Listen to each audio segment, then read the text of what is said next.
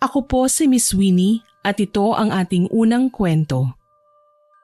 Magandang araw. Tawagin niyo na lang po pala ako sa pangalang Danica, 24 anyos. Ako'y matagal nang nakatira sa bayan ng Dawis, Bayawan. Kasama ko ang aking nanay at nakababatang kapatid na si Aris.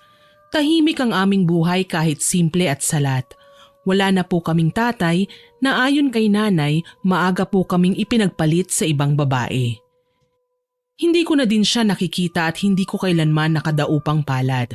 Mas mabuti na rin po yun kesa sa magkita kami pero mawawala naman ako ng respeto sa kanya. Sino ba naman kasi ang anak na matutuwa kung malalaman na ang kanilang ama ay irresponsable at sarili lamang ang iniisip? Bali ang kwentong ibabahagi ko po ay nangyari noong 2015 tungkol sa dati kong kaklase sa high school na konektado din pala sa tatay ko. Itago na lang po natin siya sa pangalang Ami. Ang totoo po niyan, may pagka-lesbian itong si Ami, tsaka palaging lapit ng lapit sa akin. Hindi ko naman siya mapagsabihan na layuan ako kasi ayaw kong magmukhang kontrabida sa harapan ng marami. Minsan na akong nakapunta sa bahay ni Naami nang magsagawa kami ng school project. Hindi ko pa alam noon na ang stepfather niya ay ang mismong tatay ko. Masasabi kong maayos naman ang pamumuhay nila. Maalwan kumbaga. Sagana rin sila sa mga pananim kagaya ng tubo, gulay at mga mais. Ang kanilang mga lupain ay maraming puno ng nyog, dahilan para tagurian silang isa sa pinakamalaking supplier ng kopra sa aming bayan. Magtatatlong buwan pa lang kaming magkakilala noon nang magpakita sa akin ng interes si Ami. Madalas niya akong bigyan ng pagkain, kung ano-anong regalo at kahit nga pera sa panahong nagigipit ako binibigyan niya ako. Hindi ko akalaing tatapatin niya ako na may gusto siya sa akin. Siyempre po, binasted ko siya dahil babae kaming pareho at lalaki ang gusto ko. Kaso lang, mahirap ipaintindi kay Ami. Sa mga hindi nakakaalam, hindi lang gayuma ang pwedeng gawin ng isang tao para mahulog sa kahit sino ang taong gusto niya. Kagaya ko, aminado ko na isang malaking pagkakamali ko ang hinayaan kong ibigay ang tiwala sa isang taong hindi ko man lang kinilala ng husto. Araw ng Biyernes nang dalawin niya ako sa bahay. Buong akala ko, simpleng pasyal lang ang ginagawa niya. Kaya hindi ako nakasagot kaagad nang sabihin niya sa akin na gusto niya akong imbitahan sa kabilang bayan. May bago daw siyang namataang tindahan na may kakaibang mga bagay na paninda. "Sige na, Nika, saglit lang naman tayo hindi tayo magtatagal." Wika niya. Nahiya naman akong tanggihan siya kaya kaagad akong pumayag. Umalis kami at nagpunta sa kabilang bayan, sa tindahan na sinasabi sa akin ni Ami. Sabi niya, matutuwa daw ako sa mga makikita ko doon. Iniisip ko kung anong klaseng tindahan bang ipapakita niya sa akin. Mahilig kasi ako sa iba't ibang kulay ng pens tapos mababangong stationery. Nagulat ako pagdating namin doon. Hindi ko naman inaasahan na isang tindahang nagtitinda ng gamit para sa pangungulam pala ang tinitinda doon. Malayo sa inaasahan ko. Yari lang sa kawayan ng kabuuan ng pundasyon nito. Samantalang sementado naman ang sahig at may floor mat na disenyong wood tiles. Nasindak ako sa dami ng itim na kandila, mga manika at karayom, mga libreto, maski nga bungo ng tao tinitinda doon. Napalunok ako at nakita si Ami na kinakausap yung tindera. Tingin ko ay kakilala niya ito. Kababakasan naman kasi ng tuwa ang mukha ni Ami habang may tinuturo sa mga paninda ng babae.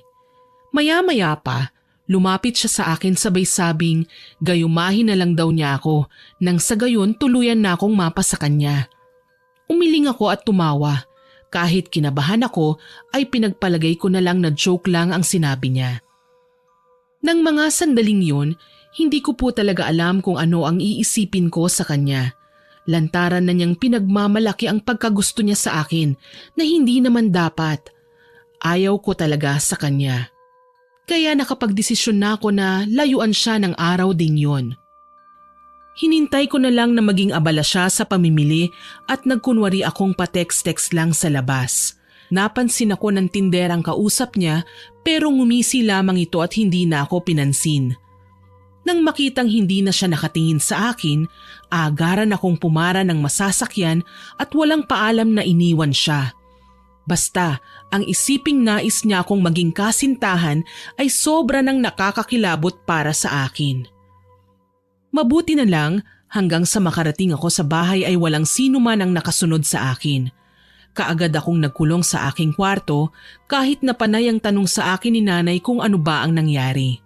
Mabuti na lang, pagsapit ng kinaumagahan ay isinama ako ni nanay sa bahay ng tiyahin ko. Bakasyon naman daw kaya hahayaan niya muna akong manatili doon ng kahit 2 linggo. Ikinasiya ko yon dahil maiiwasan ko si Ami ng mga ilang araw. Kapag nagkita kaming muli, kaya ko nang lakasan ang loob ko at kumprontahin siya sa mga pinaggagawa niya. Nakakasuklam at nakakabwisit siya sa totoo lang. Okay naman sa bayan ni Natia. Tahimik at maaliwalas ang paligid. Pansin ko pa, mahilig ang bawat tao sa halaman at bulaklak. Dito ko po nakilala si Kevin. Kasing edad ko lang siya. Gwapo, matalino at maginoo. Sa katunayan, siya ang una kong naging close sa bayan ni Natia. Ang bahay ni na Kevin ay ilang metro lang ang layo sa tahanan ng aking pinagbabakasyonan. Bali, magkumari ang nanay niya at tiyahin ko. Madalas din si Aling Nida kina Tia dahil nagpapalitan pala sila ng timplada sa kada recipe na niluluto nila. Hindi ko ho akalain may maganda palang pamangkin si Aling Dina. Komento nito na ikinapula ng aking pisngi. Minsan lang akong mapuri ng isang tao kaya medyo nahihiya ako kahit nagugustuhan ko naman ang mga sinasabi niya sa akin. Hindi naman. Masyado kayatang bolero eh. Biro ko at dito na nga nagsimula ang pagkakalapit ng aming mga loob. Madalas kaming magkasama ni Kevin hanggang sa hindi na nga naming napigilang dalawa ang nararamdaman para sa isa't isa. Tuluyan nang nagtapat ang binata sa akin na sinagot ko naman kaagad. Masaya naman si Natia at ang mga magulang namin dahil sa kinahinatnan ng aming pagkakaibigan. Okay na din ito kesa naman sa malunod ako sa kababuyan ni Ami na kahit kababaing tao ay ipinagpipilitan pa ang sarili sa akin. Hindi ko talaga siya kayang pakisamahan. Natapos din ang aking bakasyon at kinailangan na naming umuwi sa bahay. Bilang magkasintahan, nagpaalam si Kevin kay nanay na ihahatid kami sa bahay para malaman kung saan ako nakatira. Tuwang-tuwa ako ng mga sandaling yon at kinikilig na din dahil talagang hinahanapan ni Kevin ng paraan para lumago pa ang aming koneksyon. Sabi niya kapag wala siyang gagawin sa kanilang bahay ay papasyalan niya ako na ikinapayag ko naman kaagad. Bago naging kami, ikinuwento ko na sa kanya ang tungkol kay Ami. Hindi na siya nagulat nang madatnan nito sa aming bakuran na kabaliktaran ng aking naging reaksyon. Ayaw na ayaw ko na pumupunta pa siya sa aming bahay. Hintakot akong nagtago sa likuran ni Kevin nang makitang kay talim ng titig ni Ami sa akin. Kahit nasa harapan namin ang aking boyfriend ay hindi man lang siya nahiyang sabihin ang gusto niyang sabihin. Ako lang ang nararapat sa'yo. Bakit ka nagpapaligaw sa iba? Ano, may nangyari na ba sa inyo? Wika nito na ikinasinghal ko kagad sa kanya. Talagang may mangyayari sa amin kapag hindi mo tinigil yung kababuyan mo. Aalis kami at hindi mo na makikita. Ano pa talaga ang gusto mo at pinipilit mo ang sarili mo sa akin? Pareho tayong babae, Ami. Nagwawala akong wika sa kanya. Sa labis naming pagkagulat ay naglupasay si Ami sa aming harapan. Mahal kita, Danica. Mahirap maintindihin yun. Aniya na ikinagalaiti ko ng husto. Marahas ko siyang tinulak na ikinahiga niya sa lupa. Hindi kita mahal, Ami. Nakakadiri ka. At kahit naging lalaki ka pa, ay hindi rin kita magugustuhan. Desperada ka na. Wika ko na ikinatalim ng kanyang pagtitig sa akin. Dinuro niya ako at nginisihan ng nakaririmarim. Magsisisi ka sa ginawa mo sa akin. Hindi kita mapapatawad. Angil niya at kaagad nang umalis. Mula noon nawalan na ako ng balita kay Ami. Hindi na din siya pumapasok sa eskwelahan. Imbis na dapat ko itong ipag-alala ay natuwa pa nga ako. Mas mabuti na ito. Wala na akong kailangang problemahin pa o iwasan. Kaso lang isang araw, nagulantang kami sa ginawang pagsugod sa amin ng tatay ni Ami. Imbis na makapagrason ako, hindi na lamang ako nakapagsalita. Si nanay na kaagad ang humarap sa kanya at sinabi na bakit daw kailangan niyang sakta ng sarili niyang anak. Dito nabunyag ang tunay kong pagkatao, kung sino ang aking ama at kung ano ang nangyari sa relasyon nila. Hindi ako makapaniwala sa aking mga nalaman. Ang taong naisa na akong kastiguhin ay ang sarili kong ama. Kaso lang nang malaman niya ang totoo, niyakap niya ako at dinala sa bisig niya. Patawarin mo ako, Danica. Hindi ko man lang kinilala ang buong pagkatao mo nang dumating ka sa bahay. Akala ko kamukha ka lang ng dati kong kasintahan. Aniya at ipinaliwanag na hindi sila kasal ni nanay at hindi man lang ipinagtapatang tungkol sa akin noon. Kung nalaman niya lang ng mas maaga, hindi niya kami inabandona. May mga bagay lang talaga na mahirap iwasang mangyari, kaya walang ibang choice kundi ang tanggapin ito. Ipinaalam sa akin ni tatay na patay na si Ami. Nagpakamatay pagkatapos kong tanggihan ang kanyang pagmamahal. Ipinaliwanag ko ang mga gusto nito sa akin at naintindihan ako ng aking mga magulang. Maski nga raw ang nanay nito ay hindi naman kinukonsinti ang anak. Yun nga lamang, may mga pagkakataong mas mahirap paliwanagan ng taong sarado ang isipan. Naitanong ko kung nasaan ang bangkay ni Ami, kung nakaburol ba o kailangan pa nilang asikasuhin. Ang sabi niya, ibinalita na lang sa kanila ang kamatayan nito, na anod daw sa malaking baha at hindi na natagpuan ang katawan. Dahil dito, nagsagawa sila ng pamisa sa kaluluwa ng dalaga sa sapa. Nalulungkot ako sa nangyari sa buhay niya. Hindi man lang niya nakita ng husto ang kagandahan ng mundo kung ginamit niya lang sana sa tama ang lahat ng meron siya para mabuhay. Ikinuwento ko kay Kevin ang nangyari pero sabi niya mainam na din daw ang ganon kesa namang guluhin pa akong lalo. Kaso lang, nagising ako isang araw na may nagbago sa aking pakiramdam. Ang alam ko lang, nagising na lang ako isang araw na nanghihina, nangangalum mata, humpak ang pisngi at namumutla at walang kabuhay-buhay. Nanuyo ang aking balat at medyo nangangati na para akong nagapangan ng higad. Namaga ang aking buong katawan at namumula. Hanggang sa ang pagsusugat ay mas lumalim pa. Dumating ako sa pinakapunto na nilalangaw na ako at nahuhulugan na ng mga uod ang bawat sugat ko. Noong time na yon, nakipaghiwalay ako kay Kevin. Wala na ang pisikal na kaanyuan ko. Masahol pa ako sa pinakalantang halaman na nakita ko. Pero lupasay lang ang aking natanggap mula kay Kevin. Ang sabi niya, hindi opsyon ang hiwalayan ko siya para gumaling ako sa aking mga karamdaman. Higit sa lahat, hindi naman daw pisikal na kaanyuan ko ang minahal niya, kundi sarili ko mismo. At sana huwag ko raw itong kalilimutan. Napaiyak ako sa labis na tuwa. Hindi ko akalaing magagawa niya akong pasiyahin ng ganoon. Ni minsan, wala pang taong nagpakita sa akin kung gaano ko kahalaga. Maliban sa mga magulang ko, kahit ang tatay ko na matagal nang nawalay sa akin, nakikita ko naman na ginagawa niya ang lahat para makabawi. Halos mandiri ako sa aking sarili. Hindi ko kayang isipin na isa na akong sakiting babae. Gusto kong isumpa ang aking buong pagkatao, lalo na kapag napapaharap ako sa salamin at nakikita ang aking refleksyon. Naisip ko, sana namatay na lang ako. Pero hindi ako sinukuan ng aking mga magulang at ng aking kasintahan. Walang araw na hindi nila ako inihingi ng tulong sa mga kakilala nila. Dinala sa ospital at humingi ng tamang advice sa kung ano ang mga kailangang gawin. Nagulat kami dahil wala silang maibigay na findings tungkol sa aking kalagayan.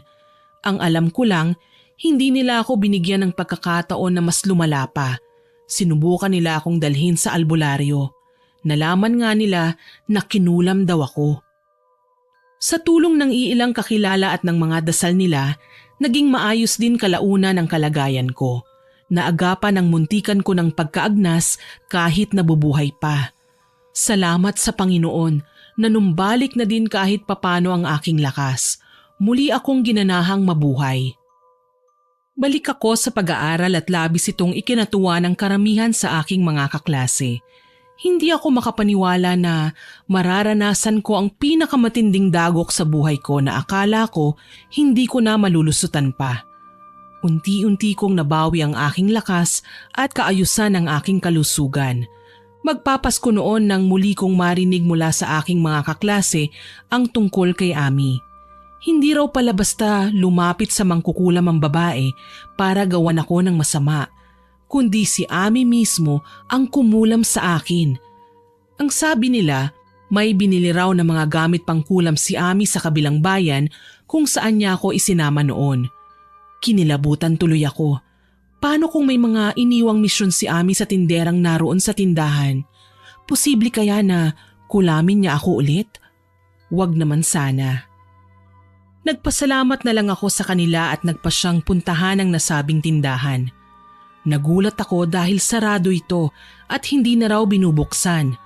May katagalan na daw nawala ang tindera doon, simula nang mamatay si Ami. Ewan ko ba, gusto kong malaman kung ano ba talaga ang lihim nilang dalawa kaya kahit alam kong bawal, sinubukan kong mag-trespass sa tindahan. Madilim at maalikabok. Pero naroon pa rin ang mga paninda nito na labis kong kinatatakutan. Napalunok ako. Nasa salaming aparador ang mga tinda na manika. Bawat isa sa kanila ay may kanya-kanyang itsura. May babae, may lalaki, may bata at matanda. Sa kabilang estante naroon ang mga likido na may nakatatak na label na lason. Iba't iba rin ang pangalan nito at kung saan nanggaling. May lason mula sa ahas, sa udto-udto, sa tarantula at maski sa palaka at alakdan. Lahat ng yun nakamamatay. Sa mesang gawaan naman nakalagay ang mga itim na libro at napakunot ang aking noo nang makitang may mga patak doon ng dugo. Parang sariwa pa. Kasunod nun ay naulinigan ko ang mabigat at mabagal na yapak papalapit sa kinapupwestuhan ko. Para bang pilit na sinusuyod ang lugar kaya halos mabingi ako sa labis na takot. Dito na napuno ng kaba ang aking puso. Siguradong hindi ako magiging ligtas sakali man na naisin kong magtagal doon kaya kailangan ko nang umalis. Walang lingon-likod akong tinungo ang pinto. Halos hindi na ako humihinga sa takot na pati yun ay marinig pa ng kung sino. Mabuti na lang hindi na ako nahirapang lumabas. Mas naging maayos na ang aking paglalakad dahil kaya ko nang tumakbo ng kaibilis. Ginabi ako ng uwi noon mula sa aking lakad. Naisip kong sa kabilang shortcut na lamang dumaan para walang makakita sa akin na nanggaling sa tindahan. Mahirap na kasi kapag napagbintangan akong nag-trespassing kahit totoo naman talaga. May mga tanong lang kasi ako sa isipan na hinahanapan ko ng kasagutan. Mabuti na lang at mabilisan din akong humakbang. Habang naglalakad, hindi ko inaasahang may haharang sa aking daraanan. Ang aming bahay ay natatanaw ko lang ang layo mula sa aking kinatatayuan, na maririnig ko nga lang ang kahit na anong boses na nagmumula sa loob ng aming tahanan. Sobrang lapit kung tutuusin. Pwede naman akong tumakbo kaso hindi ko magawa. Naunahan ako ng takot. Napakunot noo ko nang matanaw ang madilim na bubungan. Hindi ko alam kung ano ang aking iisipin nang makitang may kung anong bulto ng taong nanggaling sa taas na kaygaan ng katawang lumundag pababa sa lupa at saka umalis. Tinahak ang madilim na lugar ng kakahuyan sa kaliwang bahagi ng aming tahanan. Hindi ko maiwasang kilabutan nang ilang saglit lang ay marinig ko ang mahinang huni mula naman sa aking likuran. Muli akong humakbang. Dahan-dahan, umaasang hindi nababalik ang kung anumang nakita ko o kung mapapansin pa ba ako noon. Nang makarinig ng kaluskos ay mabagal akong huminto sa paglalakad. May narinig ako sa aking likuran, sabay lingon. Wala akong ibang nakikita maliban sa malaking kulay itim na ibong nasa gitna ng daan. Tila ba kanina pa yata niya ako sinusundan. Ibon lang naman yun kaya hindi ko magawang maalarma. Sa dami ng ibong naglipana sa aming lugar, Normal na sa kanila na hayaan na lang dahil lilipad din naman ito kalaunan. Yun nga lang ang akala ko. Ilang minuto na ang nakakalipas ay hindi pa rin ito lumilipad. Parang may sariling isip na nakatanga ito sa kung saan ako nakatayo. Para bang binabantayan ng lahat ng galaw ko. Dito na ako naalarma. Nagsimula ulit akong maglakad. Mas mabilis na sa pagkakataong ito. Habang humahakbang ako, unti-unting lumalapit sa aking likuran ang kanyang anino na labis ko namang ikinatakot. Bakit naman hindi? Ang kanyang bulto ay dahan-dahang nagbabago. Malaking ibon siya sa tingin ko, ngunit ang kanyang anino ay nagiging tao. Habang naglalakad, panay ang aking pag-antanda. Tinatawag ang lahat ng santo at santang kilala ko. Maging ang mga anghel ay isinama ko na ang lahat na alam kong pangalan. Nagsimula na ding magbutil-butil ang pawis ko sa noo. Tila ba malalaking butil ng ulan kung makapatak sa aking muka. Ganun pa man, nilakasan ko ang aking loob. Malapit na ako sa bahay. Yun nga lang, kung kailan papasok na ako sa pinto ng bahay namin ay ganun na lang ang aking pagkataranta. Halos malalaking hakbang na ang ginawa ko makalayo lamang sa nasabing lugar. Kailangan na kailangan kong maakyat kaagad ang aming bahay. Kaso lang, bago ko pa man mabuksan ang pinto ay isang napakahabang kamay ang humila sa aking braso. Ni hindi ko na nagawang sumigaw dahil sa tindi ng aking pagkagulat. Aminado ako, nabigla ako sa bilis ng mga pangyayari. Ang alam ko lang, hinila ko ng kung sino mula sa may bungad ng aming bahay papunta sa bakuran. Sunod-sunod na halakhak ang narinig ko kasabay ang mabagal na pagsasalita ng kung sino. Akala mo ba hindi ko malalaman ang ginawa mo? Pumasok ka sa tindahan at nakialam sa mga nakalagay doon. Kaya ngayon hindi ako papayag na mabuhay ka pa pagkatapos ng kapangahasan mo. Asik nito sabay kalmot. Dito na ako hindi nakapagpigil. Napasigaw ako ng todo. Tulong! Tulungan niyo ako! Pumapalahaw kong sigaw. Alam kong may makakarinig na sa pakiusap ko, pero halos mahimatay ako sa sindak nang mapagtantong kay lalaking mga mata ang nasulyapan ko sabay iwas ng tingin.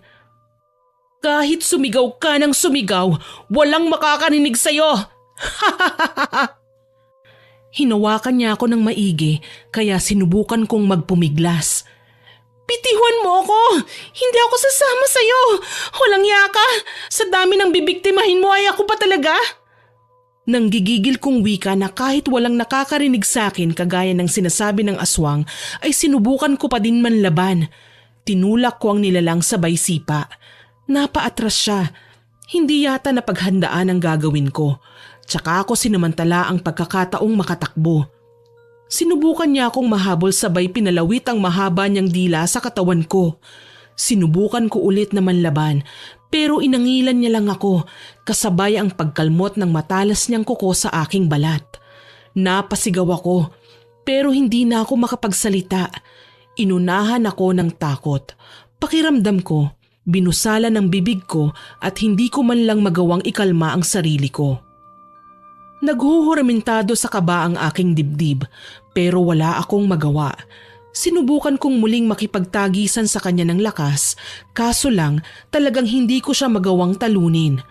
Bigla ko siyang sinabunutan sabay takbo. Nakawala ako sa pagkakapulupot ng kanyang dila. Nanginginig sa takot na umaasang may makakakita sa akin. Kung bakit ba naman kasi wala man lang taong nakakarinig sa ingay na ginawa ko. Tinitignan kong muli ang nilalang. Mabalasik na muka ang nakatingin sa akin. May mapupulang mga mata, nandidilat at nanlilisik. Sa kanyang bibig ay naglalabasan na ang magkabilang pangil na mahaba sa karaniwan at may umaagos na malapot na laway na amoy malansa. Dito na ako tuluyang napaiyak. Pakiramdam ko, sasabog ang dibdib ko sa labis na takot. Nanginginig na nagmamakaawa ako sa kanya. Ngunit gaya nga ng inaasahan, hindi siya nakinig. Sa halip, malakas niya akong binalibag. Napasigaw ako ng malakas nang lumagapak ang aking katawan sa lupa. Napaiyak ako. Ito pala yung sinasabi nilang takot na umaabot sa puntong makakalimutan ko nang tumawag sa kanya para humingi ng tulong. Para bang pansamantalang nakalimutan ko pati na ang pangalan ko. Nanginginig man, pilit kong inaninag ang mukha ng nilalang. Kahit itim ang kanyang balat at masangsang ang kanyang amoy, nakikita ko ng malinaw ang kanyang itsura. Siya ang tindera sa tindahang yun na nagtitinda ng mga gamit pangkulam. Bakit kailangan niya akong saktan ng ganito? Ano ba ang kailangan niya sa akin? Dala ng bugso ng damdamin, galit akong nakipagtulakan sa kanya. Kaso lang, dihado ko sa pagkakataong yun, lalo na at hawak na naman niya ako. Ano bang ginawa ko sa'yo? Wala naman akong natatandaan na kinuhang paninda niya, kaya wala siyang karapatang saktan ako. Nagulat ako nang pinagalaw niya ang kanyang buhok. Igagapos na lang niya sa aking buong katawan ang kanyang buhok nang makipagtagisan ako ng lakas sa aswang. Nagpagulong-gulong kami sa lupa habang pinagkakalmot niya ako. Hindi rin naman ako nagpatalo. Nagpasya akong tataga ng loob at dinampot ang batong nasa tabi ng kinaroroonan ko. Walang pagdadalawang isip na dinampot ko ito at agarang pinukpok sa ulo ng kalapit lang na aswang. Nagtataka ako kung bakit nagawa niyang magtinda ng gamit sa pangungulam, gayon ang kanyang katauhan naman ay isang aswang. Sa itsura niya pa lang, naghuhumiyaw na ang kasamaan na nagbabadya ng panganib. Tila ba utusan ni Satanas sa impyerno. Lumapit siya sa akin at muli na naman akong binalibag, kaya napagulong ako sa lilim ng katawan ng patay na puno. Umangil ang aswang, ipinapakitang mas mabagsik siya kesa sa akin. Nang lumabas ang mahahaba niyang kuko at matutulis na pangil, ay pumulot na ako ng malaking sanga at sinugod ang aswang. Tila habang tumatagal, nasasanay na ako sa presensya niya at nawawala na ang takot ko sa kanya. Napaangil ang aswang nang sinugod ko siya. Hindi siya makapaniwala na dahan-dahan kong nababawi ang aking tapang.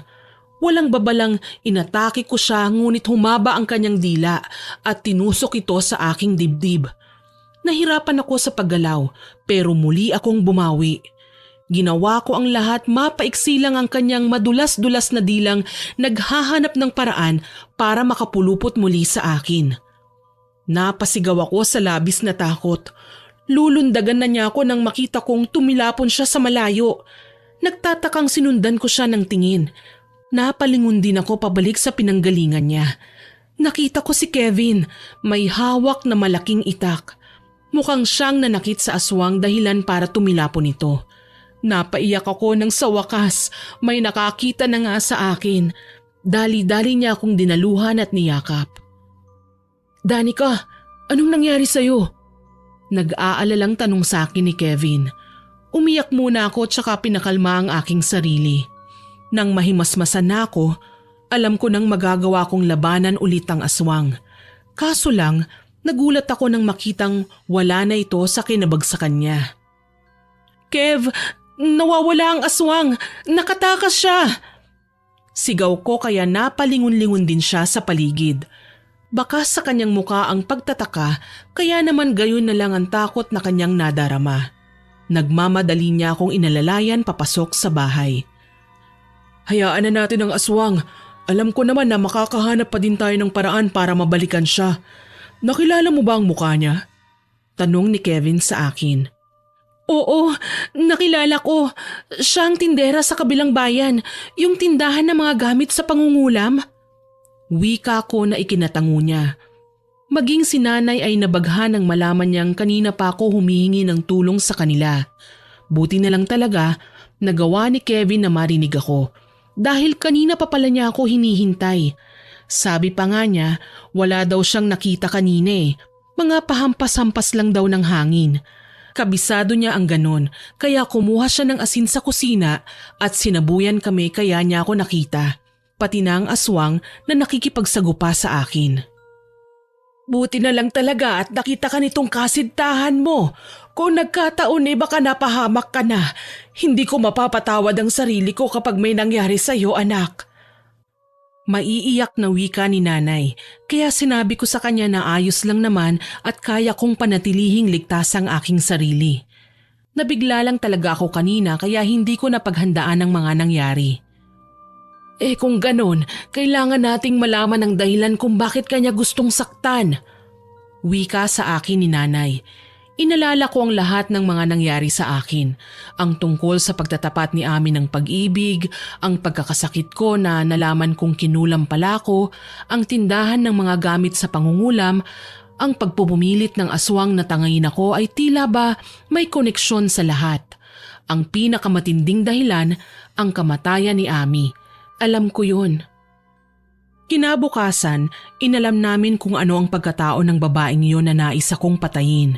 Dahil sa pagtanong-tanong namin, nalaman kong taga San Cristobal ang babae na may pangalang Lia. Siya ang malapit na kaibigan ni Ami. Sinubukan naming puntahan ang bahay niya. Nasa liblib na bahagi ito ng pinakahuling bayan mula sa amin. Napapalibutan ng matatayog na kahoy ang kanilang tahanan. May kalakihan kahit luma na. 2 palapag na walang kuryente pero marami akong nakikitang gasera. Pagdating namin doon, napakaraming tao. Bulong ng kakilala namin na nagsilbing guide namin papunta sa bahay nila, piyesta daw ng araw na yon sa kanilang tahanan. Sila lamang ang bukod tanging nakakapag-celebrate ng piyesta sa lugar na yon sa ganoong araw. Napakunot-noo ako at hinanap si Lia. Sabi sa akin ng mga batang naglalaro sa likod bahay nila, nasa kwarto daw ang babae at nagpapahinga. Kahit papaano naman, tinanggap kami ng maayos ng kanyang pamilya. Tila ba wala silang alam sa kung ano ang pinaggagawa ng anak nila. Inabala ni nanay sa pagkausap ang mga magulang ng babae habang ako naman ay naglilibot-libot sa kapaligiran. Sapilitan akong umakyat sa 2 palapag kung saan naroon ang kwarto niya. Tahimik sa itaas at walang tao pero alam kong may tinatago doon si Lia. Gusto kong malaman kung ano ang dahilan at sinaktan niya ako na inabangan niya ako sa labas ng bahay namin. Kung ano ang koneksyon niya kay Ami at kailangan niyang makisawsaw sa hidwaan namin ng babae kahit patay na ito. Ilang sandali pa, natuntun ko ang kwarto ni Lia. Nakaawang ang pinto kaya naisip kong pumasok. Ano man ang maabutan ko, kailangan kong tatagan ang aking loob. Ganun na lang ang pagkasindak na aking nadarama nang makita ang tila bangkay na nakahiga sa bagong gawang altar. Kinilabutan ako dahil sa gutay-gutay nitong katawan. Si Ami. Bago pa man ako makalapit sa bangkay, may narinig akong nagsalita sa aking likuran. Ganun na lang ang takot na aking nadarama nang mabosesa ng aswang. Hindi ko binalak na saktan ka kung sumama ka lang sana ng maayos sa akin kagabi. Ikaw ang may sala sa naging kamatayan ni Ami, kaya dugo mo lang ang pwede kong ipamalit para muli siyang mabuhay. Sigaw niya na ikinailing ko ng marahas. Alam ko naman na ako ang dahilan kung bakit namatay si Ami, pero hindi ko ito kasalanan. Alam ko naman na sinadya niya ang bagay na ito kaya walang dapat sisihin kundi siya lang. Kung hindi ba naman tanga ang kaibigan mo, tama bang ipagsiksikan niyang sarili niya sa akin? Hindi ko siya mahal. Nirerespeto ko ang pagkataong meron siya, pero ang katotohanan gusto niya akong maging kasintahan ay kasuklam-suklam na para sa akin. Wika ko na ikinasama niya ng tingin. Ngumisi si Lia at naglabas ng punyal tsaka humarap sa akin.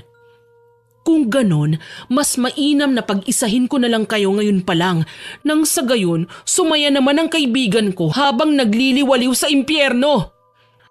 Sigaw niya at sinugod ako. Dito na kami nagkagulo. Sinubukan kong iwasan ang lahat ng bagay na nakaharang sa aking tatakbuhan at pinagbabato ito sa kanyang harapan. Nagawa niyang umiwas pero hindi niya ako nahabol. Dumiretso ko sa kanilang balkonahe at muling umakyat papasok sa bintana ng kanyang kwarto. Natapakan ko pa ang bangkay ni Ami na nakahimlay sa altar kaya mas lalo kong nataranta. Pakiwari ko talaga, mababaliw ako sa labis na sindak habang nararamdaman sa aking mga paa ang napakalamig na katawan ni Ami na mukhang ilang buwan nang nasa kanyang posisyon. Hindi ka na makakaalis pa ng buhay sa lugar na to, Danica! Mamamatay ka kasama ng kaibigan ko! Singhal niya tsaka humalakhak ng husto. Halos mapasigaw ako sa takot nang makita ang mga tao sa labas na panandalian kong nilingon at nakita ang mga bitbit nila at nilalantakan. Mga katawan ng tao. Ilan sa kanila ay nginunguya ang mga ito. Hinihigop ang dugo at iniisa-isang mga daliri na parabang isa itong masarap na putahe. Gimbal akong nagtatakbo at naisip na hindi lang pala siya ang aswang. Marami sila at mukhang hindi na kami makakatakas pa. Naramdaman ko ang pamamasa ng aking pantalon kaya nakakasigurado ako na ihina ako sa sobrang pagkasindak. Nagmadali ako sa pagbaba sa unang palapag ng bahay nila. Naabutan kong nagkokomprontahan ang aking nanay at si Kevin sa mga magulang ni Leah. Hindi ako pumayag na hindi sila mahablot, sabay nagtatakbo na kami papunta sa labas ng bahay. Akala ko nga hindi na nila kami hahabulin. Nasaan yung tao naman ang mga ito, pero hindi ko talaga kayang intindihin kung bakit sumama ang pakiramdam ko nang makita kong nilalantakan nila ang mga parte ng katawan ng taong hindi ko alam kung kanino. Sa labis kong pandidiri, napasok ako. Biglang sinamantala ni Kevin ang pagkaaliw sa muka ng mga tao at hinablot niya kaming dalawa ni nanay. Ang tour guide naman namin naglabas ng buntot pagi at iwinasiwa sa mga aswang. Gigil na gigil ang mga ito at sinubukan kaming kalmutin. Nagtatakbo kami at binalya ang lahat ng aswang na magtatangkang habulin kami. Pagkalabas namin ng bakuran, nakita naman namin na humabol si Leah at ang kanyang mga magulang. Kay bibilis ng mga kilos nito at tumutulo pa ang laway na tila ba takam na takam sa amin. "Kahit anong mangyari, wag muna tayong hihinto!" Sigaw ng guide na ikinatango ko. Mabuti na lang hindi kami napagod kaagad ni nanay. Nakarating kami sa kakahuyan sa may labasan.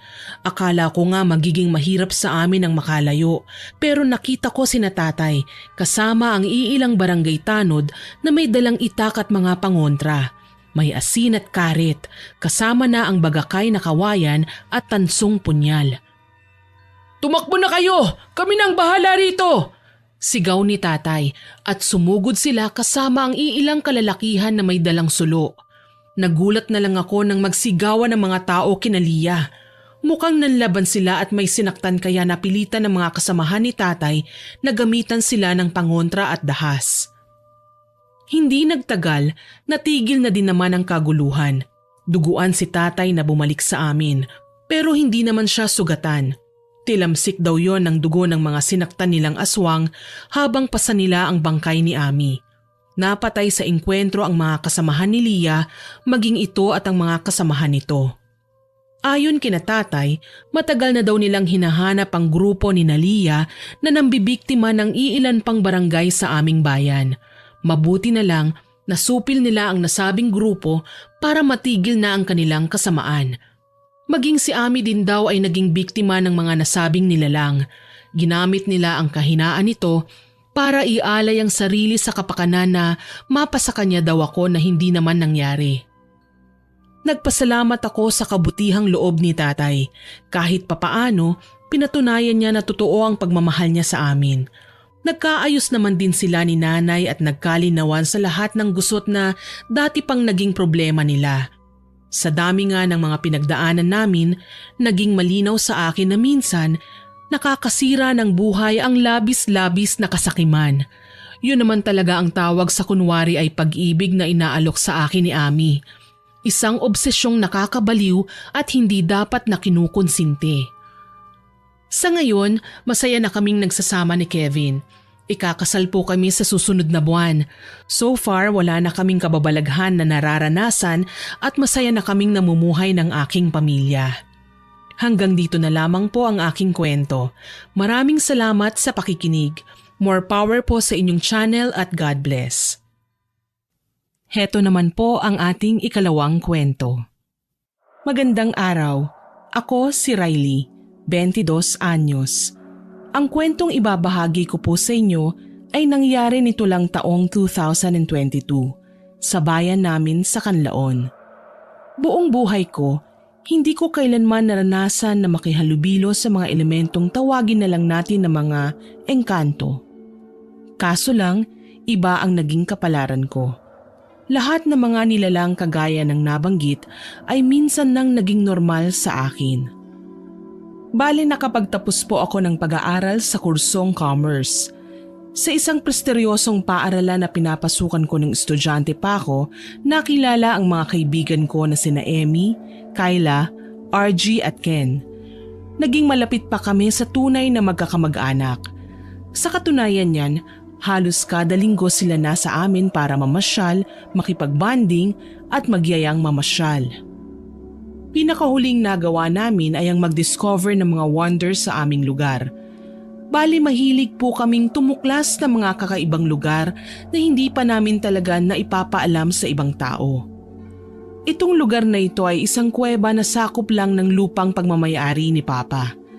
Nagkayayaan kami na pasukin ito para malaman kung ano ba ang nasa loob nito, since para siyang maihahalin tulad sa mga kuwebang napapanood ko sa telebisyon.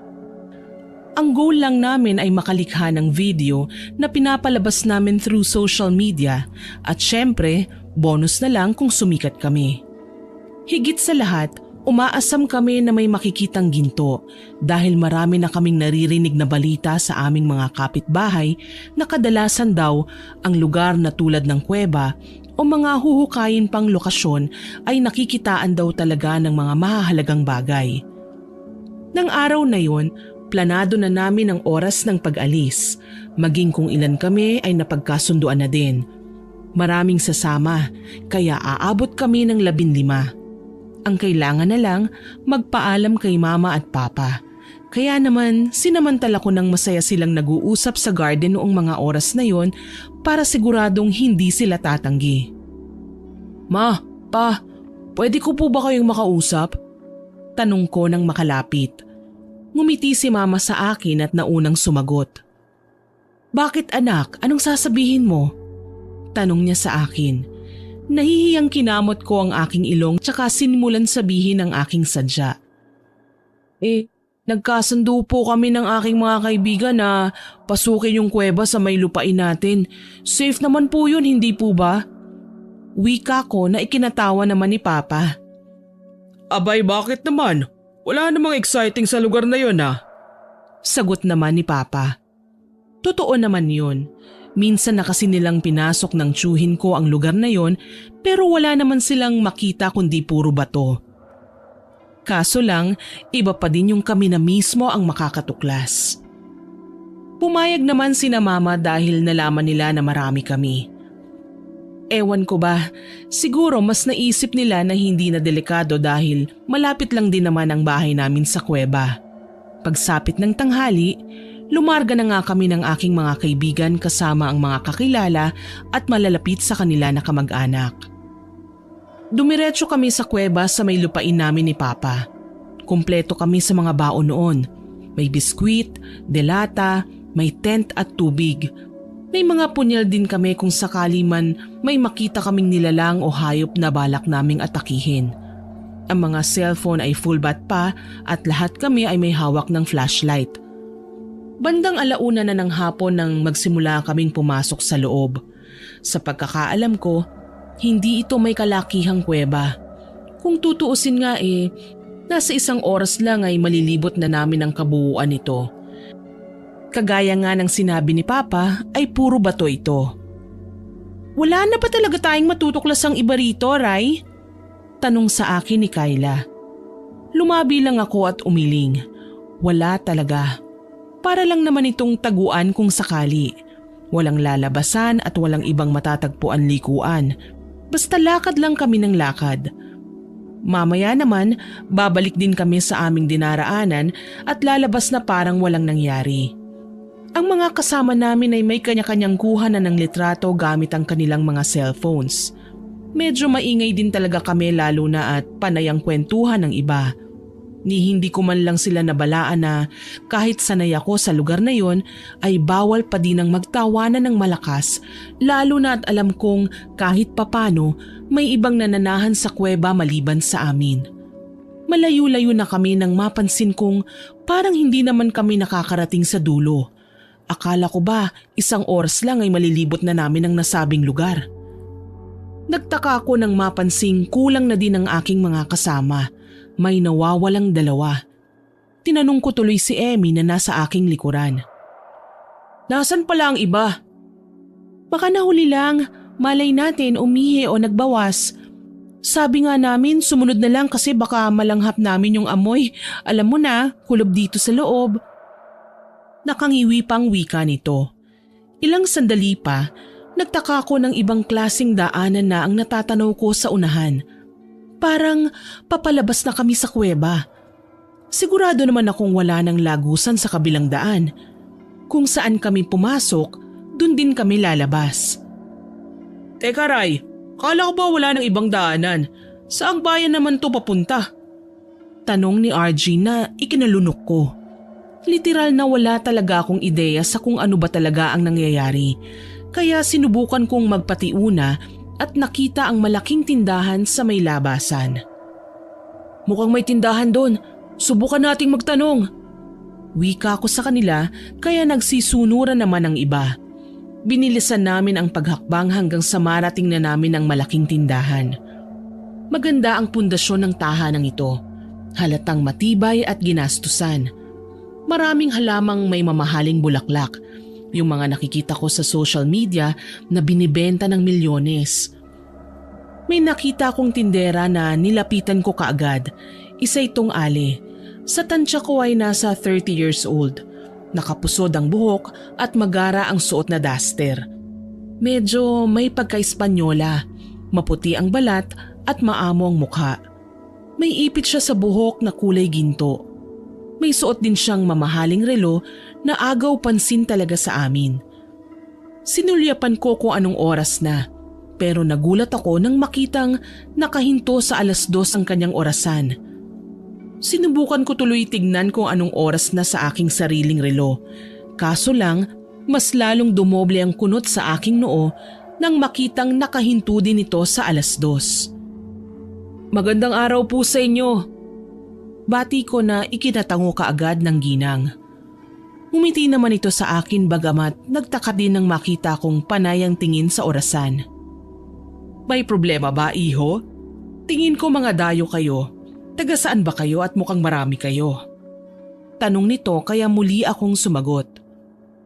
Yun nga po ang pinagtataka ko kung bakit po nakarating kami dito gayong sa kabilang lagusan ng kuweba lang naman kami nang galing. Hindi po namin alam na may ganitong lugar pala dito. Magalang kong wika sa kanya. Natawa ang babae, parang hindi pa naniwala sa aking sinabi. Nako iho, matagal na panahon na akong nakatira dito. Ni minsan hindi ako umaalis. Kaya alam kong hindi ito lugar na kusa na lang lumitaw para sa inyong pagdating. Sa halip kayo ay nakarating dito. Kaya malamang may ginambala kayo. Paliwanag ng babae sa amin na nagpakilala bilang Esther Agoncillo. Aniya, bago kami magpatuloy sa pagpasok sa bayan nila, kailangan daw naming bumili ng kahit ano sa tindahan niya para kamo magsilbing lucky charm ko sa paglalakad. Pumayag ako at naglabas ng pera na mabuti na lang talaga may dala kami.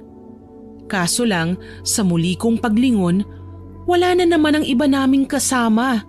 From 15 down to 11 na lang kami. Tinanong ko ulit yung iba. Ang sabi, nahuli lang daw ng dating. Basta mamaya, susunod na lang daw ang mga ito. Ken, wag mo nang alalahanin yung iba pare. Nagpaalam naman sila sa akin Susunod na daw sila. Wika sa akin ni Ken kaya napatango na lamang ako. Basta iba na ang naging pakiramdam ko nang makarating kami sa lugar na yon. Bumili na lang kami ng soft drinks sa tinapay na kinain namin sa pwesto ng babae. Pagkatapos naming mabusog, nagsalita siya.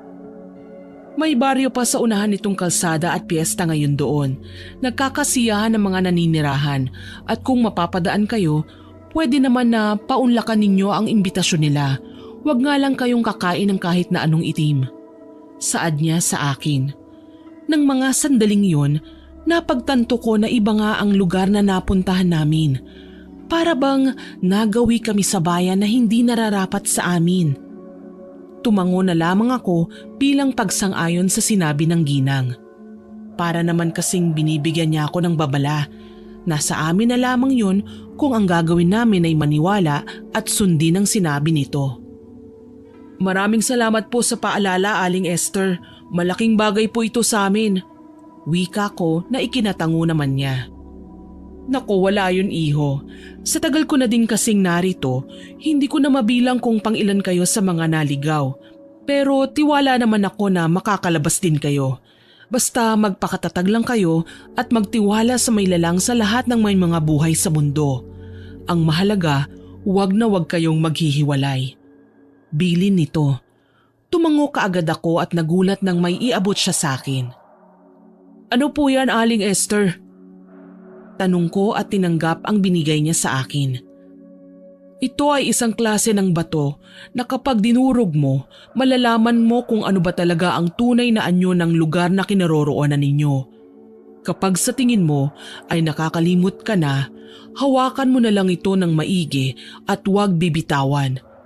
Ituturo ng batong yan sa iyo ang tamang labasan sa lugar na ito. Pero gagawin mo ito nang magkakasama kayong lahat na pumasok sa sinabi mong kuweba, ha? Kapag nabigo kang gawin yun, maiiwan sa lugar na ito ang iyong mga kaibigan.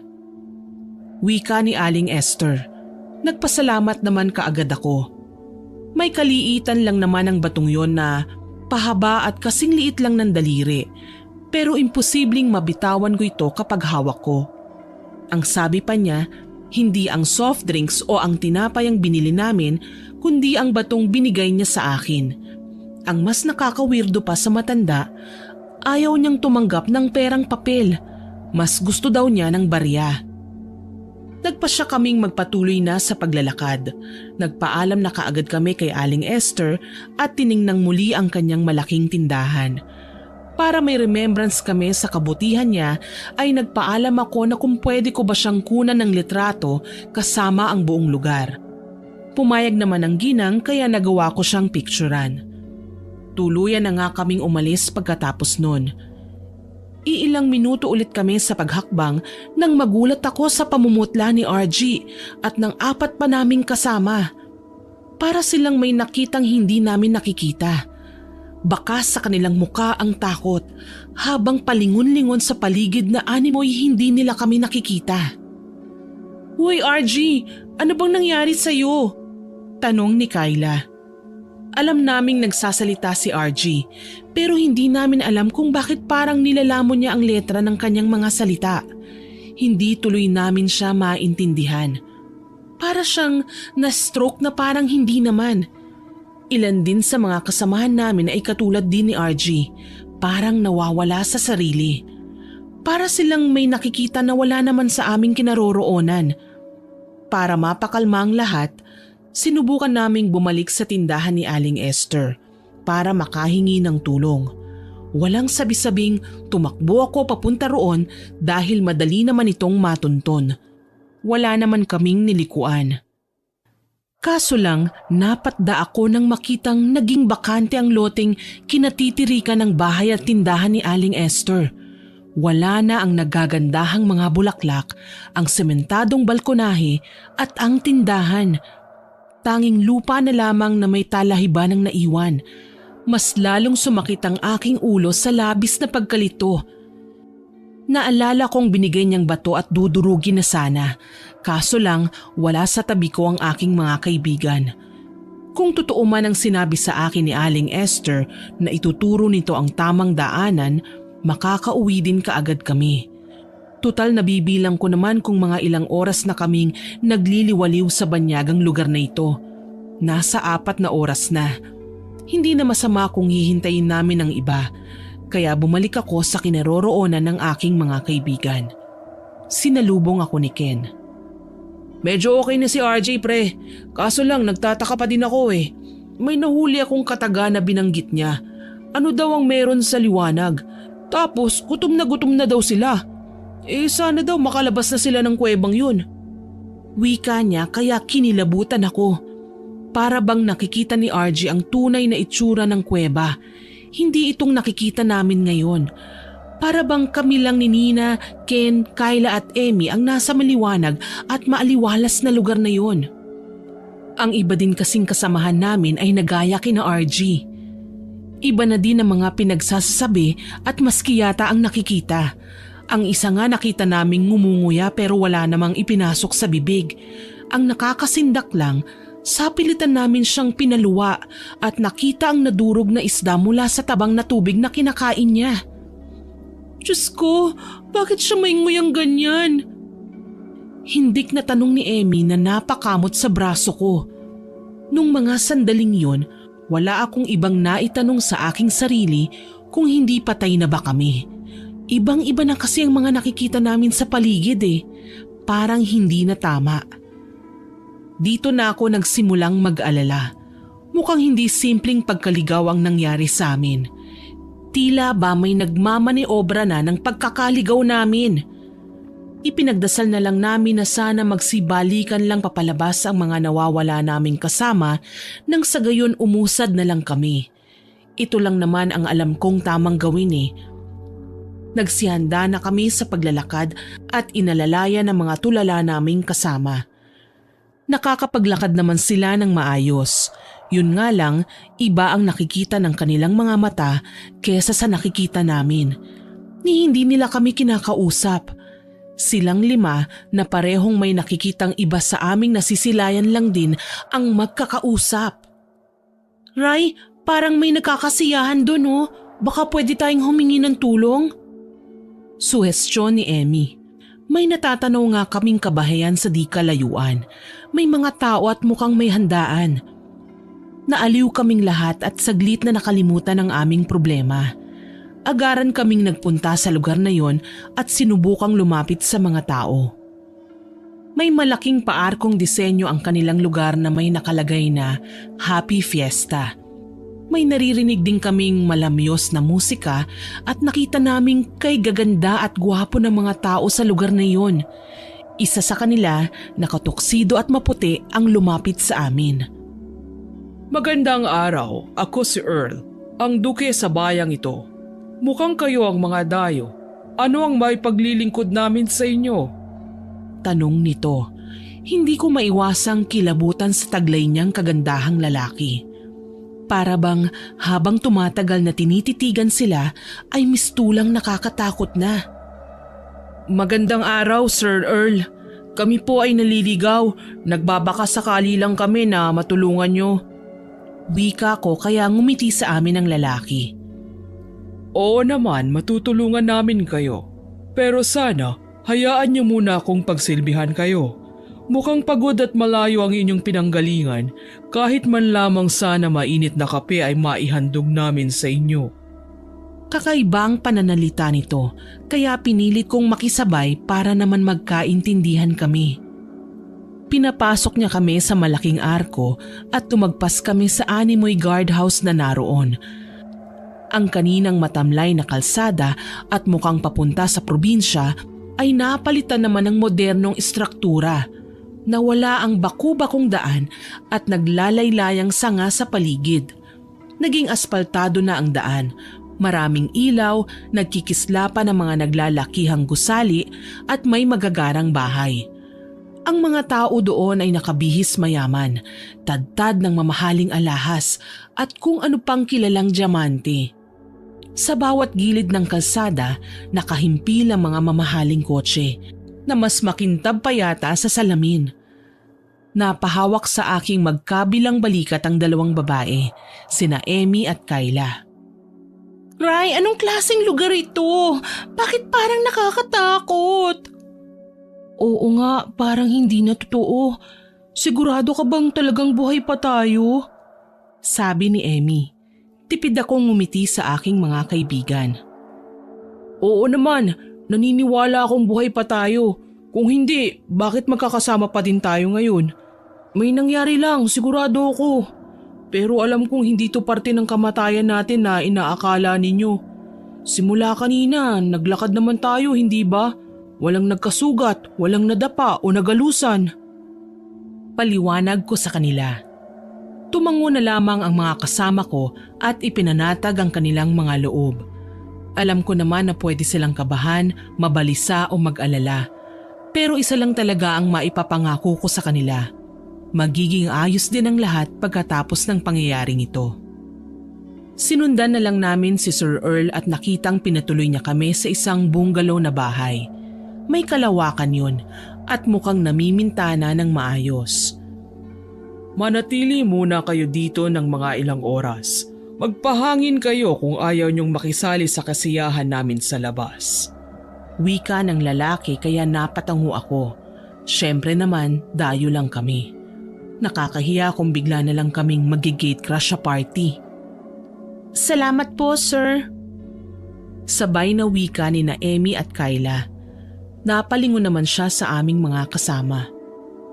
Ano pala ang nangyari sa kanila? Tukoy niya kina RG na noong mga sandaling yun ay nakatulala pa din at hindi man lang nakakapagsalita. Gayunpaman, nakikita kong medyo payapa na ang reaksyon ng kanilang mga muka kaya alam kong wala silang nakikitang hindi maganda. Ipinaliwanag ko naman sa kanya ang totoo sa kung ano talaga ang nangyayari. Mabuti na lang naiintindihan niya ako. May inutusan siyang mga katulong para maghanda ng tsaa sa aking mga kasamahan. Ipainom mo sa kanila ang tsaa. Makakapagpahinga sila at makakatulog. Wika niya na ikinatango ko naman. Pinagtulungan naming painumin ang ilan sa kanila. Kagaya nga ng sinabi ni Sir Earl, naging payapa na din ang kanilang pagtulog. Si RG na lang ang nanatiling gising pero kalmado na. Sige po, Sir Earl. Ayos na muna kami dito. Kailangan din kasi namin na magpahinga sandali. Wika ko naman kaya tumango siya at sinabihan kaming hanapin siya kung may iba pa kaming kailangan. Nakahinga ko ng maluwag nang maiwan kaming 11 katao sa malaking bahay na yon. Si Emmy na hindi mawala ang pagkamangha, naisipan talagang maglakad-lakad at suyuri ng paligid. Nagulat at nagandahan siya sa mga nakakalat na palamuti at mamahaling muebles sa loob nito. Ang ganda talaga ng bahay na to. Alam mo, Ray, pinangarap kong makapunta sa mga ganitong bahay dati. Hindi ko akalaing matutupad yun ngayon. Aniya, inakbayan siya ni Ken na noon ay kaiinom lang sa baon naming tubig. Ako naman ay namimiss na ang pamilya ko. Narito ang feeling na parang ang tagal ko nang nawala sa kanila. Sabi ng binata. Tipid akong ngumiti. Lahat ng nararamdaman nila ay nararamdaman ko din. Pinilit ko lang na wag magsalita dahil malaking parte ng sarili ko ang nakukonsensya at lalo na't ako ang nagdala sa kanila sa lugar na ito. Mas lalo akong nalulungkot dahil hindi ko man lang sila narinig na sinisisi ako. Sa halip, nakadepende pa din sila sa akin na para bang ako ang kanilang kuya na pwede nilang pagkatiwalaan at sabihan ng kanilang mga saloobin. Hindi ko namalayan na pumatak ang luha ko ng mga sandaling yon. Hindi na ako nag-inarte pa at niyakap silang lahat. Maging si RG na hindi naman nagsasalita at malayo pa din ang tanaw. Huwag kayong mag-alala ha, kapit lang tayo. Alam ko makakalabas din tayo sa lugar na to. Pangako. Tapat kong wika sa kanila at tinapik na ako ni Ken. Alam naman namin yun pare, kaya asahan mo hindi ka din namin iiwanan. Wika niya at nakontento na ako sa usapan naming yun. Nakita kong may mga komportableng mahihigan kaya nagpasya na din akong mahiga na muna at saglit na umidlip. Sa ilang oras naming paglalakad, ngayon lang ako nakaramdam ng matinding pagod na para bang ilang buwan na kaming hindi nakakapagpahinga. Ilang oras din akong nakatulog hanggang sa mapagpasyahan ko ng bumangon. Ako na lang mag-isa ang nasa loob kaya hinanap ko ang aking mga kaibigan. Natanaw ko silang nakikipagkasiyahan sa labas kaya labis akong nagtaka. Ganito ba talaga sa lugar ni na Sir Earl? Parang walang katapusan ang piyesta? Lumabas ako at nakitang nakikisali sa laro sina Kyla, Ken at Emmy.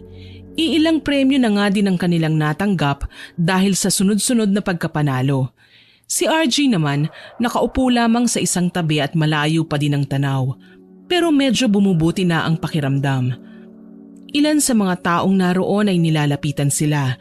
Kinakausap kahit hindi ko naman naririnig ang mga sinasabi ng mga ito sa kanila. Alam kong iniimbita sila ng mga tao na makihalubilo sa mga ito. Karamihan nga sa kanila ay nagsasalo-salo, may nagsasagawa ng programs at kung ano-ano pa ang mga pinamimigay na premyo. Para bang perpektong-perpekto ang bayang ito sa paningin ko. Walang kahit na maliit na problema o kapalpakang makikita. Tuwa naman na lumapit ako sa kanila at hinanap ang iba pa naming kasama.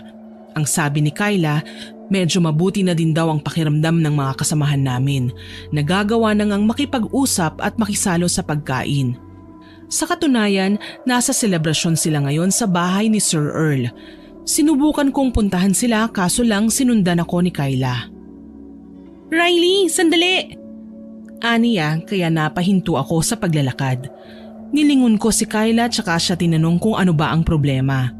Sabi ni Kyla, wag daw akong mag-alala at may napagkasunduan na daw sila ni Emmy at Ken. Sa katunayan, bantay sarado nila si RG. "May nangyari ba, Kyla?" Kabadong tanong ko sa kanya. Lumunok sandali si Kyla tsaka nagsalita. Sabi niya, may hinuha na siya sa lahat ng mga nangyayari sa amin ngayon. Kailangan lang naming maging matatag sa lahat ng pwedeng mangyari. Naguguluhan na tumitig ako sa kanya at muli siyang tinanong. Nalaman kong nagising daw ang mga kasamahan namin kagaya ni RG na tulala at hindi makapagsalita. Sila ay tila wala sa kanilang mga sarili nang bumangon at lumabas papunta sa bahay ni Sir Earl. Pati nga si RG lalabas na sana pero kinutuban sina Ken kaya pinigilan na muna ang kanyang pag-alis. "Malakas ang kutob ko na may kakaiba talaga sa mga tao rito, maski na kay Sir Earl," wika niya sa akin. "Bakit?" Muli kong usisa. Sabi niya mga engkanto raw ang mga tao rito. Nakita niya kung gaano kaganda ang mga taong nasa loob mismo ng bahay ng taong tumulong sa kanila. Yung mga kalahi nito na hindi lumalabas at tila ba mga anak-araw. "Sigurado ka ba riyan sa sinasabi mo?" Paniniguro ko. Para naman kasing normal na tao lang si Earl. Pero nang sabihin ko sa kanya na umalis na lang kami, napatda ako. Anya, yung mga kasamahan namin na binigyan nila ng inumin ay nasa tahanan pa ni Earl at nakakain na ng itim na kanin. Huli na para isalba sila. Mabuti na lang at nahawakan pa nila si RG. Napigilan nila ang pailalim na imbitasyon nito sa isa naming kaibigan. Naging malinaw na sa akin ang lahat. Ang pagpasok namin sa kuweba ay may hatid na babala. Ang pagbibigay sa akin ni Aling Esther ng eksplanasyon kung bakit kami nakarating sa lugar na ito. Literal na may nagmamaniobra nga. Kaya ng mga sandaling yun, binalak na naming umalis. Kinausap ko si Kyla na wag na lamang magpahalata na may nalalaman kami sa kanilang pinaggagawa.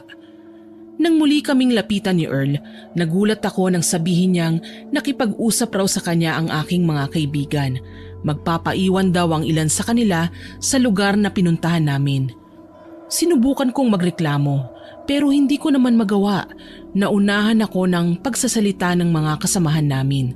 Gusto daw nilang tumira kina Earl. Alam ko naman kung bakit nagsalita sila ng ganon. Nawala na nga sila ng tuluyan sa kanilang mga sarili dahil nakakain na nga sila ng itim na kanin. Sa ayaw man namin o gusto, kabilang na sa lahing engkanto ang mga ilan sa mga kasamahan namin na gusto lang naman ay makapasok sa kuweba at tumuklas ng magandang lugar. Kahit natatakot, tinatagan ko ang aking loob at mas lalo pang tinapangan ang aking sarili. Liliman na lang kami ni na RG, Ken, Emmy at Kyla na makakalabas sa lugar na yon at wala na akong pakialam. Ang mahalaga, makaligtas pa din kami. Pinrangka ko si Earl. Sinabi ko sa kanya na nagpapasalamat kami sa pagtanggap nila sa amin dito sa kanilang lugar. Pero may mga tahanan din naman kami na kailangan naming uwian at malamang nag-aalala na sa amin ang aming mga magulang. Tumango si Earl at hindi naman kami pinigilan. Inakay naman si RG na sinubukan pang alukin ni Earl na sila na daw ang maghahatid pero hindi ako pumayag. Mas mainam kung isasama namin siya ngayon at wala nang makikialam pa. Habang papalayo, papahina ng papahina ang kasiyahan mula sa iniwan naming lugar na tila ba walang katapusan. Muli na naman naming natatanaw ang lubak-lubak na kalsada, walang kabuhay-buhay na halamanan at tahimik na daanan. Ni hindi na namin alam kung umaga na ba o gabi. Basta ang kwenta ko, halos 5 araw na kaming palakad-lakad sa kalsadang wala na yatang duluhan. Ni wala kaming matanaw na highway o makipot na kalsadang magdadala sa amin sa panibagong bayan. Gayunpaman, ayos na din ito kaya sa manatili kami sa lugar ni na Earl na puno ng pagpapanggap. Alam namin na sila ang mga engkantong naghahanap ng mga taong mananatili sa kanilang mundo. Humihinto lang kami kapag napapagod, kagaya ng nangyayari ngayon. Kakarampot na lang na biskwit ang natira sa amin. Si RJ naman, tila hindi naman nagugutom. Panay pa din ang pagtanaw nito sa malayo, hindi pa din nagsasalita. Nang muli kaming maglakad, magkaagapay kami ni Ken sa pag-akbay sa lalaki. Malayo pa ba tayo? Aburido ng tanong ni Kyla. Nanlaladkit na ang aming mga katawan at pawisan. Ni wala man lang kaming masilungan hanggang sa may matanaw na namang kaming kubo sa may sangang daan. Nagkatinginan kaming 4. Maliban kay RJ na ayun, parang nakasanayan na namin na tulala. Baka naman may tubig sila dyan. Wika naman ni Emmy na namumutla sa labis na pagkauhaw. Pinakiusapan ko tuloy ang mga ito na manatili na lang muna sa gilid at ako na ang pupunta sa kamalig. Susubukan kong tingnan kung may tao ba o wala. Mabuting-mabuti na lang talaga at may napansin akong matandang babae sa may bakuran. Abala ito sa pagwawalis sa paligid. Nilapitan ko ang ginang at kinausap. Mawalang galang na po, Manang. Pwede bang magtanong? Magalang kong wika na ikinalingon nito sa akin. Napaatras ako sa takot nang makita ang kulubot niyang muka. May sobrang tangos na ilong at may katulisang baba. Ang mahaba niyang buhok ay magulo, kasing gulo ng munting detalye sa kanyang muka na naglalarawan ng pagiging isang mangkukulam. Ngumisi siya sa akin, kaya sapilitan na din akong ngumiti. Anong kailangan ng isang dayong binata sa akin at nakarating ka pa talaga sa aking lungga? Tanong nito na ikinalunok ko. Sinabi ko sa kanya na kami ay nauuhaw. Baka may tubig siyang extra o kung may alam siyang batis na pwede naming kuhanan ng maiinom. Ngumisi ng mas malawak ang matanda. Bakit pa kayo hahanap sa malayo? Nasa loob ng bahay ang tubig na pwedeng magpawi sa uhaw na nadarama ninyo. Wika nito sabay alalay sa akin tsaka tinuro ang pinto. Hindi ako pumasok kaagad sa bahay dahil binalikan ko pa ang aking mga kaibigan. Nakita naman nila kaagad ako at sabay-sabay na kaming sumunod sa matanda papasok ng bahay niya. Nagpakilala siya sa amin bilang si Aling Celia. Matagal na raw siyang nananahan sa lugar na yun. Nag-iisa dahil walang pamilya. Alam niyo, kung wala kayong mauuwian ay pwede naman kayong manatili dito sa aking bahay. Gagawin ko kayong mga anak. Nakakasindak maging ang paghalakak nito kaya hindi tuloy kami mapakali. Lalo na nga ako na animoy may bumubulong sa aking sarili na hindi ko dapat pagkatiwalaan ang matandang babaeng yun. Aling Celia, pahingi naman po kami ng tubig. Bigla ang wika ni Kyla kaya naudlot ang mga balak pa sanang sabihin ni Aling Celia. Buti na din yun, kahit papano nabawasan ang kanyang mga dapat sana ay sasabihin na tunay naman talagang nakakapanindig balahibo.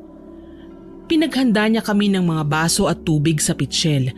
Habang kinakalat yun sa mesa, panay ang tingin niya sa kaibigan naming si RG. Parang sakitin ang kaibigan niyong yan Pwede bang hiramin ko muna siya? Aniya at ikinatayong bigla ni Kyla. Manang, hindi po laruan ng aming kaibigan. Asik niya kaya ganun na lamang ang paghalakhak ni Aling Celia. Iha, ako'y nagbibiro lang naman. Bakit ba napakaseryoso mo naman? Wika niya tsaka nginisihan na lamang ng tipid si Kyla na kaagad ko na ding pinaupo ulit sa upuan. Nakakahiya naman kay Manang. Nakikiinom na nga lang tayo, hindi ba? Tapos tayo pa tong magwawala at magagalit na lang bigla. Minahon na lang muna tayo ng konti. Pakiusap ko sa kanya. Salamat na lang at nakinig sa akin si Kyla, tsaka tipid na pinasalamatan na din si Aling Celia. Nakainom na din kami kahit papaano. Sinubukan pa kaming ipaghain ng kung anong karne ng matanda, kaya ganun na lang ang pag-atras ko. Nahawakan ko ang platong iniabot niya sa amin at nakita ang mga karneng nais niyang ipakain sa amin. Mistula itong mga laman loob ng tao. Walang babala na basta na lamang akong nagsuka kasabay ang pagsitayuan ng aking mga kasama sa loob. Ngumisi ng kay lapad ang matanda tsaka pumatong sa mesa. "Manang, anong ginagawa niyo riyan?" Gulat kong tanong. Lahat kami nataranta sa ginawa niyang yun, kaso lang mas nahindik kami sa ginawa niyang pagsasalita. "Matagal ko na talagang gustong magkaroon ng kasama dito yung kagaya na lang sana ninyo. Ang kaso lang, ayaw niyo naman. Mas mabuti pang gawin ko na lang kayong hapunan." Aniya sabay asik ng kay bagsik. Tuluyan na nga kaming nang hilakbot nang makita ang kanyang pagbabago ng anyo. Tunay nga naman na hindi namin yun inaasahan, kaya ganun na lang ang takot na aking naramdaman nang sa kalaunan malaman kong siya pala ay isang aswang. Nagunahan kami ng aking mga kaibigan sa pagtakbo palabas ng bahay ni Aling Celia.